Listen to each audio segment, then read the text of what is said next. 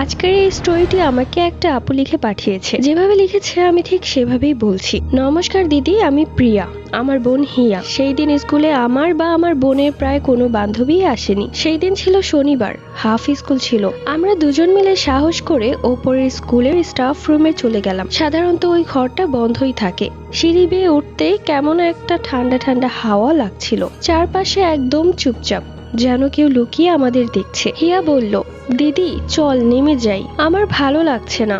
আমি একটু হাসলাম, কিন্তু ভেতরে ভেতরে আমিও ভয় পাচ্ছিলাম। ঘরের দরজাটা ঠেলতেই ক্যাচ করে একটা শব্দ হলো। ভেতরে ঢুকে দেখি বেঞ্চগুলো এলোমেলো, আর একটা কোনায় পুরনো একটা ব্ল্যাকবোর্ডে কেউ চক দিয়ে লিখে রেখেছে, এখানে এসো না। আমরা একে অপরের দিকে তাকালাম। তখন হঠাৎ করে দরজাটা জোরে বন্ধ হয়ে গেল। ধাপ করে শব্দে আমরা দুজনেই চমকে উঠলাম। হঠাৎ পেছন থেকে মৃদু কণ্ঠে কেউ বলল, তোমরা কেন এসেছো? আমরা ধীরে ধীরে ঘুরে তাকালাম, কিন্তু সেখানে কেউই নেই। হিয়ার হাত কাঁপছিল। সে আমার হাত শক্ত করে ধরে বলল, দিদি কেউ আছে এখানে। এরপর ব্ল্যাকবোর্ডে নিজের থেকেই লেখা বদলাতে শুরু করলো, এখন আর এখান থেকে বেরোতে পারবে না। আমাদের বুক ধড়ফড় করতে লাগলো। হঠাৎ জানালার পাশে একটা সাদা ছায়া নড়লো। আমরা আর দেরি না করে দরজা খুলে দৌড় দিলাম। আশ্চর্যভাবে এবার দরজাটা সহজেই খুলে গেল। সিঁড়ি দিয়ে নামার সময় মনে হচ্ছিল কেউ যেন পেছন থেকে ধীরে ধীরে আমাদের অনুসরণ করছে। নিচে নেমে যখন একবার পেছনে তাকালাম, দেখি ওপরের ঘরের জানালায় একটা ফ্যাকাশে মুখ আমাদের দিকেই তাকিয়ে আছে।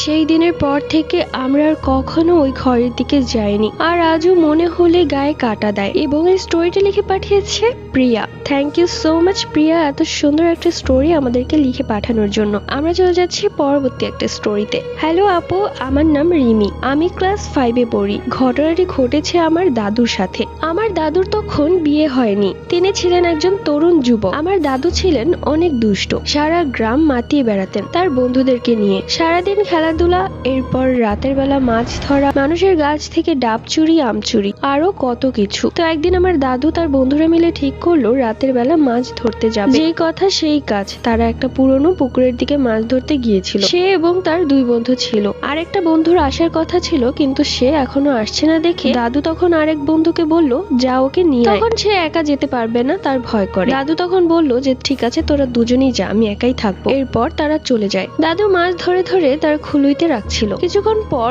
সেই বন্ধুটি দাদুর কাছে আসে, যার আসার কথা ছিল, মানে যাকে আনতে দুই বন্ধু গিয়েছে। তখন দাদু জিজ্ঞেস করলো যে আরো দুজন কোথায়, কিন্তু সে কিছুই বলল না। দাদুর দিকে অদ্ভুত ভাবে তাকিয়ে রইল। দাদু কিছুই বুঝতে পারলো না। অবশ্যই বন্ধুটা একটু মজার স্বভাবের, তাই দাদু ভাবলো যে হয়তোবা সে মজা করছে, আর বাকি দুই বন্ধু কোথাও লুকিয়ে ভয় দেখানোর চেষ্টা করছে। তো দাদু বলল, দেখ আমি কতগুলো মাছ ধরেছি, জানিস সেখানে অনেক মাছ আছে, তুই এখানে বস, আমি একটা একটা করে মাছ ধরে রাখি। আর ওই দুইটা কোথায় গেছে, কোথায় লুকিয়ে আছে? তখন দাদুর বন্ধু কিছুই বলছে না, খুলই নিয়ে বসে আছে।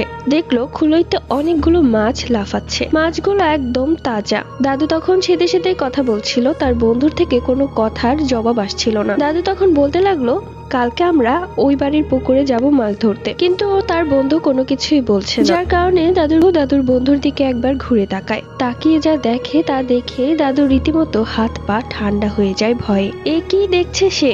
এটা তো দাদুর বন্ধু নয়। দাদু দেখলো তার বন্ধুটি কিছুক্ষণ আগে ধরে রাখা মাছগুলো একটা একটা করে খুলই থেকে বের করে খাচ্ছে। মাছ চিবানোর শব্দেই দাদু মূলত সেখানে ঘুরে তাকিয়ে। এই দৃশ্য দেখে দাদু সোজা ভাবে তাকায়। দাদু এমন ভাবে ছিল যেন বুঝতেই না পারে যে সে কে। দাদু বুঝে গিয়েছে। দাদু তখন ইনিয়ে বিনিয়ে কথা বলতে লাগলো, আর মাছ ধরে ধরে পেছনে না তাকিয়ে একটা দুইটা করে পেছনে রাখছিল, আর তার বন্ধু রূপে যে এসেছে সে খাচ্ছিল। এরপর দাদু দেখলো যে প্রায় অনেকক্ষণ হয়ে গেছে আর মাছ উঠছে না। এবার মাছ না উঠলে যে সে দাদুর উপর হামলা করবে, তাই দাদু সবকিছু ফেলে উল্টো হয়ে দৌড়াতে শুরু করলো। দৌড়ানোর সময় সে একবার পেছনে ঘুরে তাকিয়েছিল। তখন দাদু দেখলো কালো একটা অবয়ব, পুরো উলঙ্গ, পুরো শরীরে লোম, চোখ দুটো লাল জ্বলছে। সেই বসে বসে মাছগুলো খাচ্ছে। এরপর দাদু আর কোনো দিক না তাকিয়ে দৌড়াতে শুরু করলো। দৌড়াতে দৌড়াতে দাদু ধাক্কা খেলো সেই তিনজন বন্ধুর সাথে, যে বন্ধুকে আনতে দুই বন্ধু গিয়েছিল, মানে তারা তিনজন একসাথে। দাদু তখন তার বন্ধুদের কাছে গিয়েই অজ্ঞান হয়ে পড়ে যায়। এরপর যখন দাদুর জ্ঞান ফিরানো হয়, তখন তার বন্ধুরা তার থেকে জানতে পারে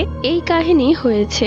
এরপর থেকে দাদু বেশ ভয় পেত আর রাতের বেলা একা বের হতো না। সেই দিন দাদুর ভাগ্য ভালো ছিল যে বেঁচে গিয়েছে, নয়তো দাদুর শেষ দিন হতো সেই দিন। তো এই স্টোরিগুলো কেমন লেগেছে অবশ্যই কমেন্ট করে জানিয়ে দিও। আর হ্যাঁ, এই মজার মজার স্টোরিগুলো শুনতে চাইলে এখনই পেজটি ফলো করে রাখো। সো দেখা হচ্ছে পরবর্তী কোনো স্টোরিতে। সবাই ভালো থেকো, আল্লাহ হাফিজ।